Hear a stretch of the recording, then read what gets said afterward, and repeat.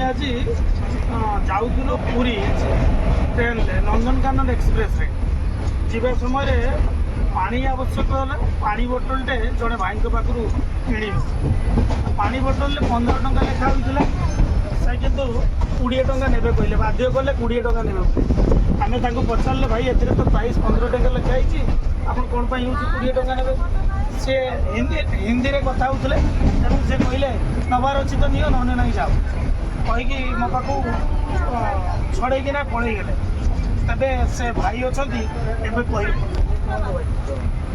बोल दो कि 15 रुपये में 15 रुपये पानी था प्लीज बोला था भैया को गलती से और आगे नहीं तो बिल सिस्टम करने के लिए दयाकोरी आमर जो मान्यवर मंत्री रही अश्वनी वैष्णव तांको मु रिक्वेस्ट करुँची कि साधारण लोकों जो मैनेजर रही आमर पेंट्री जो मैनेजर रही बिल सिस्टम सबू जिनसर बिल सिस्टम करने मु रिक्वेस्ट कर ट्रेन में काम कर रहे हो 20 बोल दिया था भैया को और नहीं बोलेंगे 15